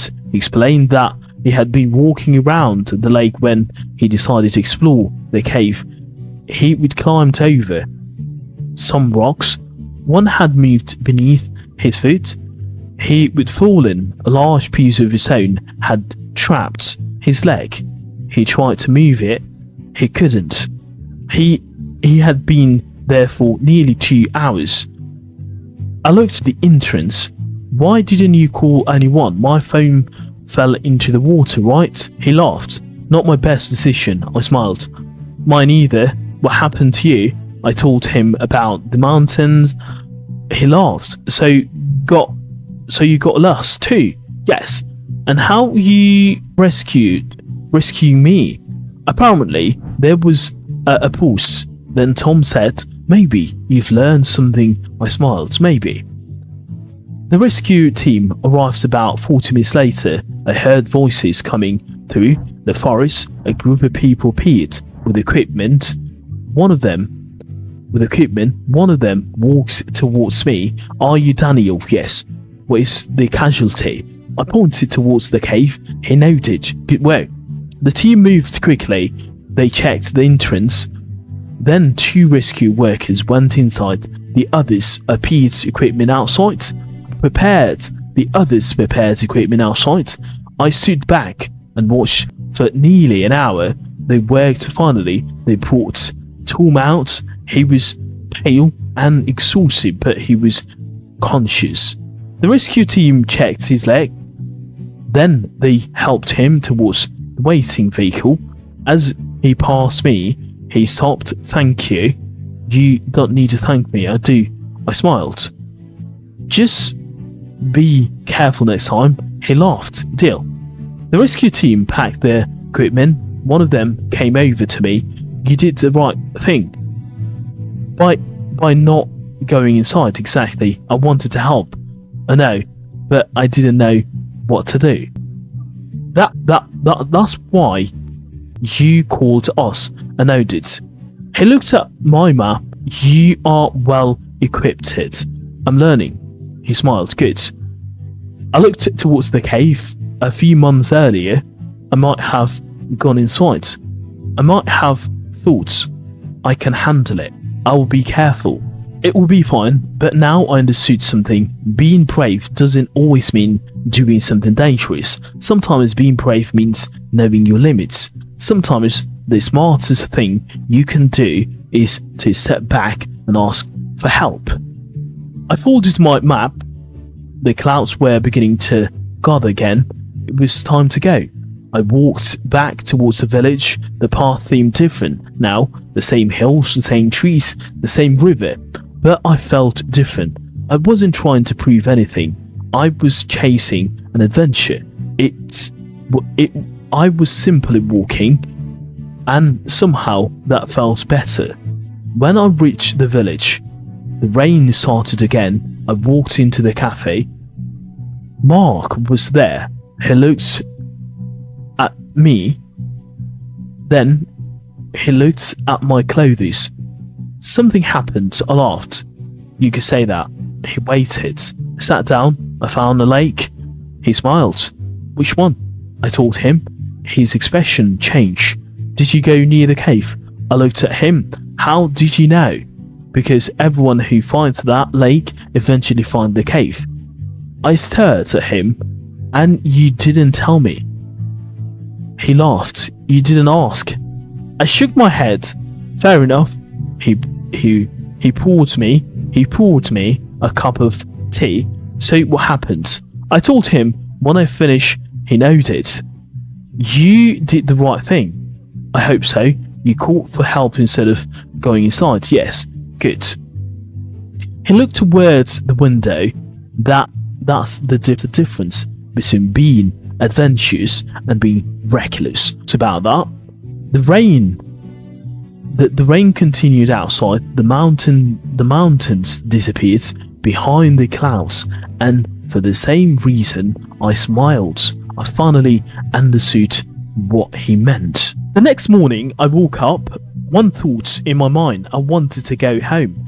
Not because I was frightened, not because I was tired, simply felt that my journey was coming to an end. I climbed the mountain. I discovered the hidden lake. I helped someone who was trapped in cave. I learned more about myself in a few weeks than I had in years. There was only one thing I left to do: say goodbye to the mountains. I packed my things and went down the stairs. Mac was already sitting in the cafe. He looked at me. Going home? Yes. He smiled. Probably a good idea. I sat down opposite him. I think I had enough adventure for a while. He laughed. You say what? I ordered a breakfast. Outside, the sky was clear. The mountains looked peaceful, almost harmless. But I knew better. While I was eating, Mark looked towards the window. Beautiful morning. Yeah. You could go up one last time. I laughed. One last time? Just a short walk. I looked at him. I've got a long drive home. You don't have to go far. I hesitated. He smiled. Only if you want. I looked through the window again. The mountains were calling me. Not loudly, not dramatically, just quietly. I finished my tea. Alright, Mark smiled, but only for a couple of hours. That's what I said. We left the village at 8. The morning was cold but bright. There wasn't clouds in the sky. Mark walked beside me this time. I wasn't alone. We followed a different route. The path climbed slowly through the forest before opening onto a wide stretch and grassland. The view was incredible. We stopped several times. Neither of us spoke much. There are some places where words doesn't seem necessary. After about an hour, we reach a rocket area. Mark stopped. This is where we turn around. I looked ahead. The path continued towards the higher ground. Why? He pointed towards the mountains. I looked carefully. At first, I couldn't see anything. Then I noticed clouds. They were moving quickly towards us. But the weather was supposed to stay clear. It was, he smiled, whether the forecasts are forecasts. I laughed. Fair point. We turned around. After a few minutes, the wind became stronger. The temperature dropped. Then the rain started. It came suddenly. Within minutes, we were walking through heavy rain. Mark looked at me. You brought your waterproofs. I smiled. Of course. Good. I put them on. The first time, I realized how much a change. A few weeks earlier, I would have continued walking. I would have told myself that weather wasn't that bad. I would have tried to reach the top. Now I didn't need to. I knew when to turn back. When we continued downhill, the rain became heavier. The path became slippery. I moved slowly. Mark walked ahead. Then he stopped. Wait. I looked at him. He was staring at the ground. What is it? He pointed. A small stream was running across the path. It hadn't been there earlier. The rain had filled it quickly. It was deep, but water was moving fast. Mark looked around. We will go around, move towards the left. The ground was muddy. My boots slipped. I caught myself. Careful, Mark said. I'm alright. We kept going. Then we heard a loud sound. A deep rumble came from somewhere above us. We both stopped. What was that? Mark looked up. Rockfall. A few seconds later, we heard another sound, then another. A smaller sound came rolling down the slope. Mark grabbed my arm, moved. We ran, not far, just enough to reach a safe area beneath a large rock. We stood there, listening. More stones coming down. Then everything became quiet. I looked at Mark. Was that close? Very. I looked towards the slope. I could see fresh scare where the rock had fallen. The path we had been walking was partly covered. I felt a cold sensation in my stomach. If we would continue for another minute, we could have been standing there when the rocks coming down. Mark looked at me. You're right, yeah. He nodded. Good. We waited. After several minutes, then rain became lighter. Mark studied the mountain. We can't go back the same way. I looked at him. Why? The path is blocked. Took out my map. Is there another route? He nodded. There is. He pointed towards a narrow track. But it's longer. How much longer? About an hour. I checked my watch. 10:30. We still had plenty of time. Let's go. Mark smiled. Good answer. We started walking. New road took us, although narrow valley, the mountains rose steeply on both sides. The rain had stopped completely. Mist floated above the ground. Everything was silent. Then Mark stopped. He pointed ahead. Look, there was a small stone bridge. It crossed the river. I recognize it. This is the river from the first day. Yes. I stared at it. It was strange to think that only a few weeks earlier I would be standing somewhere nearby completely lost. This time, I knew exactly where I was. We crossed the bridge. On the other side, Mark stopped. I need to tell you something. What? He looked towards the mountain. That first day, when I found you, he paused. I wasn't actually walking that route. I looked at him. What do you mean? I was looking for someone. Who? He didn't answer immediately. Then he said, my brother. I stared at him. What? He went missing 3 years ago. I didn't know what to say. Mark continued. He used to walk those mountains all the time. One day he went out alone and never came back.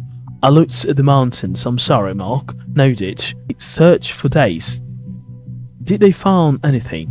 A few things. Like what? His rucksack. I looked at him. Where? Near the cave. I felt a chill. The cave, he nodded. The one you found yesterday. I stood completely still. Why didn't you tell me? I didn't want to frighten you. I didn't know what to say. Mark looked at the river. I still come here sometimes to look for him. Sometimes. Do you think he's still alive? Mark was silent. I don't know. The wind moved through the trees. I looked towards the mountains. Suddenly, the whole place felt different. The cave, the lake, the hidden path, the darkness. Everything seemed connected. We continued walking. Neither of us spoke for a while. Eventually, we reached a small clearing. Mark sat down. I sat beside him. Why do you keep coming back? I asked. He looked at me. I suppose I'm hoping to find an answer. Do you think you will find one? I don't know. I looked at the mountains. Maybe some questions don't have answers. He smiled. Maybe.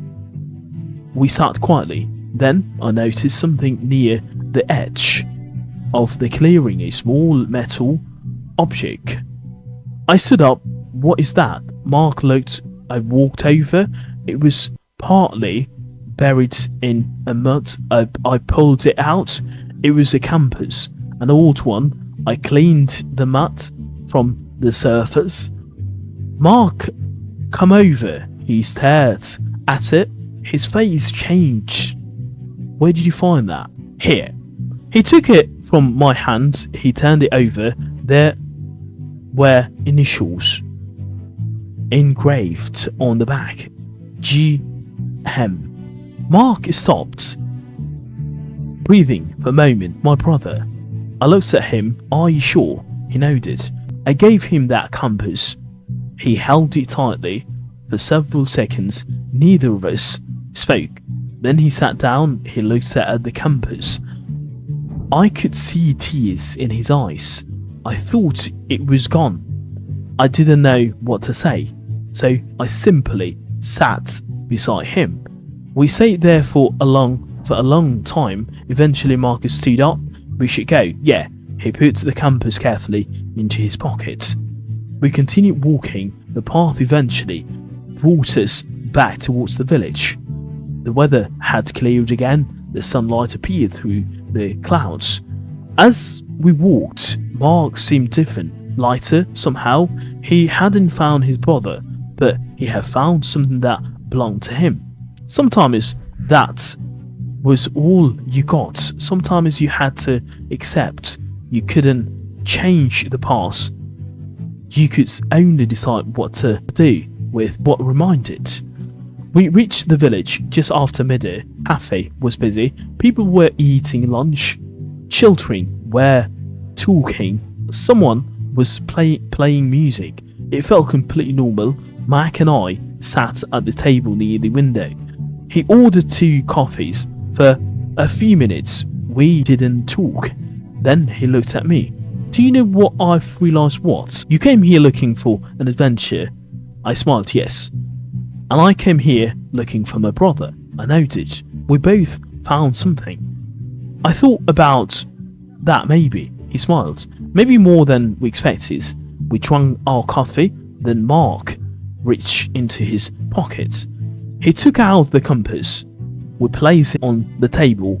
I'm going to take this to my parents. That's a good idea.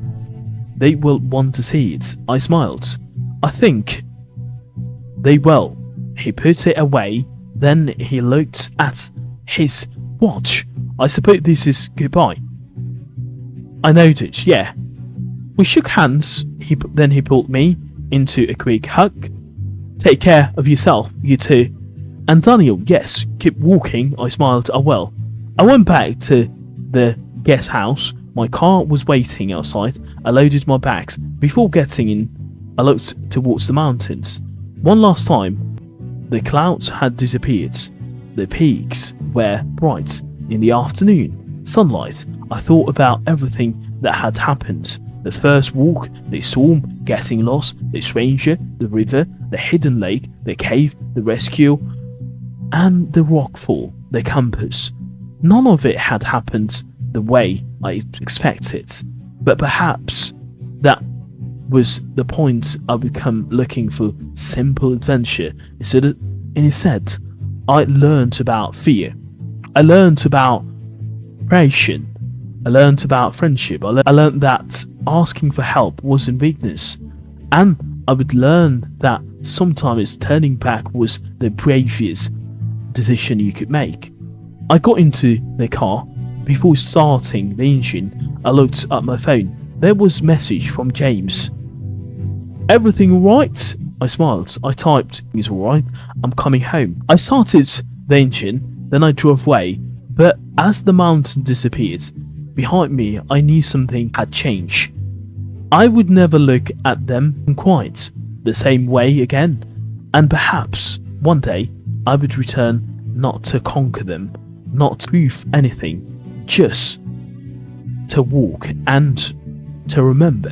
Chapter 8. What I learned. I arrived home just before sunset. The journey had been quiet. For the first hour, I listened to the radio. Then I turned it off. I wanted to think. The mountains were already far behind me, but I could still see them in my mind. The rain, the narrow path, the river, the hidden lake, the cave, Mark, the all compass. Everything seemed connected. Somehow, when I finally arrived home, I carried my bag upstairs and put them down. I was exhausted, but I didn't go straight to bed. Instead, I made myself a cup of tea and sat by the window. The city outside was busy. Cars moved along the road. People were walking home. Lights were coming onto the buildings. Everything was normal, and yet I felt different. 3 weeks earlier, I'd gone to the mountains because I wanted to escape my ordinary life. I wanted something exciting, something different. I wanted an adventure. I hadn't expected the adventure to change the way I thought about myself, but it had. The next morning, I went back to work. My colleagues asked about my trip. So, how was it? Interesting. Did you enjoy it? Very much. Did you take many photographs? Yes. I showed them some of the pictures. The mountains looked incredible. The lake looked almost unreal. The ridge was covered in sunlight. Everyone wanted to know more. Then one of my colleagues asked, Did anything exciting happen? I smiled. Quite a lot. I taught them about getting lost. They laughed. I taught them about the river. They looked shocked. I taught them about Mark. They wanted to know who he was. Then I taught them about Tom and the cave. By the time I finished, everyone was silent. One colleague looked at me. You really lucky. I nodded yes. Another said, I don't think ever go walking along after hearing that. I smiled. That's the wrong lesson. They looked at me. The lesson is not to go.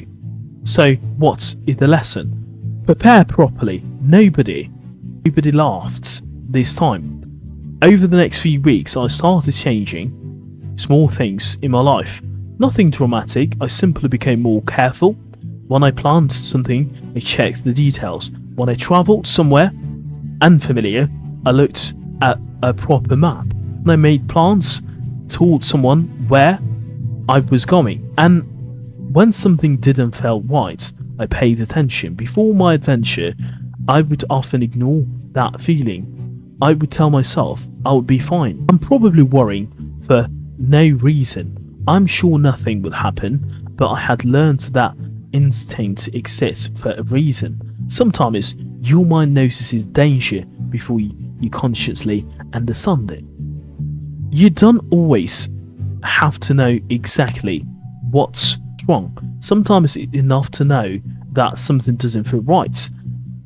A few months later, I received a message from Mark. I was sitting at home when my phone buzzed. I opened it. There was a photograph. It was an all compass. Underneath, the Mark had written, "My parents were very grateful to see this." I stared at the photograph. Then another message arrived. "Thank you for helping me find it." I smiled. I replied, "I'm glad I could help." A few seconds later, he sent another message. "Coming back next spring?" I laughed. Then I typed, "Maybe." His reply came immediately. "You will." I smiled. He was probably right. Spring arrived. The day became longer. The weather improved. And on Saturday morning, I found myself looking at my old walking boots. Hey, they were still muddy. I picked them up. I thought about the mountains. Then I smiled. I packed my bag. This time I didn't feel nervous. I felt ready. I checked the weather. I checked my route. I told James. I parked my map. I packed my compass. I packed enough food and water. I checked my emergency equipment. Then I left. As I drove north, I thought about the first time I made the journey. It would have been excited. I'd been confident. I thought the biggest challenge would be reaching the ridge. Now I knew better. The real challenge was in the mountain. It was knowing yourself, knowing when you were tired, knowing when you were afraid, and knowing when you were making a bad decision, knowing when to stop, knowing when to stop. When I arrived at the village, I saw Mark waiting outside the cafe. He raised his hand. I smiled. "Hello, you back?" I told you. I might be. He laughed. "Knew you would." He walked into a cafe. He ordered a coffee. Then we sat by the window. For a while we talked about the ordinary things, work, family, the weather, life. Eventually, Mark looks at me. "Do you want to go up?" I looked towards the mountains. "Yes, ready." I smiled. He laughed. That's not what I taught you." I laughed too. "Alright, I'm ready, but I'm prepared to turn around much better." We stood up. We left the cafe. And we started walking. The mountain looks exactly as it had before, and yet it felt completely different. I wasn't trying to conquer it. I wasn't trying to prove myself. I wasn't trying to finish as quickly as possible. I was simply enjoying the walk. We stopped to look at the view. We talked. Sometimes we walked in silence, sometimes we laughed.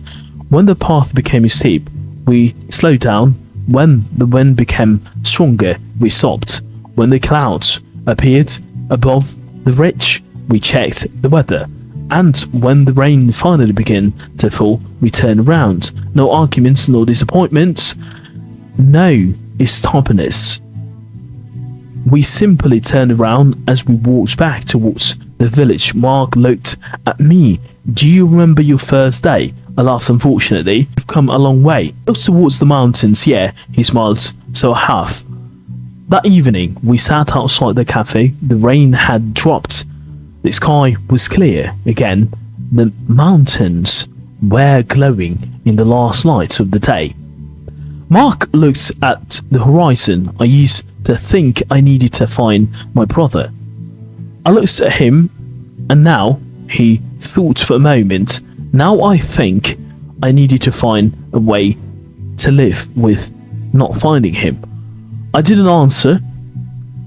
There was nothing to say. Sometimes people don't need advice. They just need someone to listen. We sat quietly. Then Mark smiled. Another cup of tea? I laughed. Always. Years have passed since the first journey. I've travelled to many places since then. I've climbed other mountains. I've walked through the forest. I've travelled alone. I've made mistakes. I've learned from them. But I still think about the first adventure. Not because it was the most dangerous thing I've done. Not because it was the most exciting.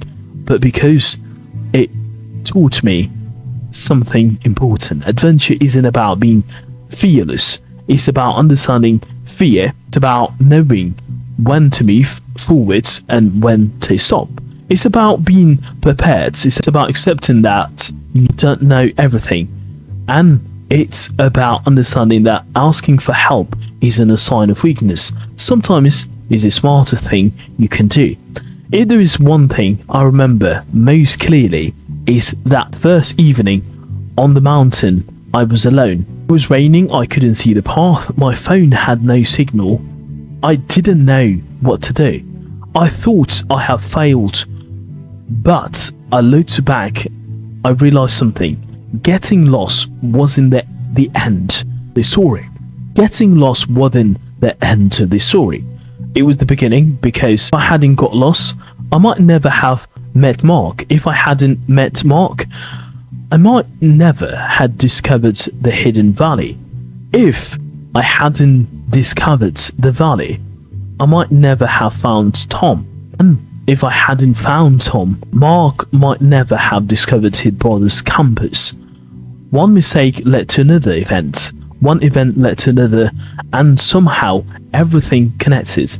Life is often like that. We don't always understand what's happening while we are living through it. Sometimes we only understand later. Sometimes we look back and realize that the worst moments taught us the most important lessons. I still have the map. It's folded carefully in a drawer. Corners are worn. There are small marks on it, and there is a coffee stain near edge. I also still have the compass I bought after my first walk. It sits beside the map. Whenever I look at them, I remember that day. I remember the fear. I remember the rain. I remember the river. And I remember Mark standing in the darkness saying, "Don't worry, we'll get you back." Those words have stayed with me. Not because he was talking about getting me back to the village, but somehow he was also helping me find my way back to myself. So if you've ever find yourself standing at the beginning of unfamiliar path, don't be afraid. Take breath, look around, prepare properly, listen to your instinct, and remember that you don't have to finish every journey exactly as you planned it. Sometimes the path changes, sometimes the weather changes, sometimes you make wrong turn, and sometimes the best thing you can do is stop, turn around, and find another way. That doesn't mean you failed. It means you've learned, and perhaps that's what an adventure really is. Not reaching the highest points, taking the perfect photographs, not proving that you are brave. It's discovering who you are, and things don't go according to plan. It's learning how to keep going, learning when to stop, and most importantly, it's learning how to find your way home.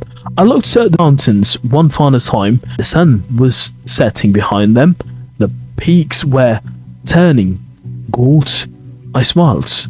Then I turned away and walked home. Adventure, exciting or unusual experience. Path, way, walking, rich, the long narrow, top of a mountain, valley, low land between mountains, slope, the side of a hill of a mountain, peak, the highest point of a mountain, mist, a thin cloud to the ground, stream, a small river, waterfall, water falling from the highest, cave, a large natural hole in a rock, storm, very bad weather, focus, prediction of weather, rucksack, a bag carried on your back, torch, a small portable light, campus, something used to find directions, read the way from one place to another, rescue, saving someone from danger, the possibility of being harmed,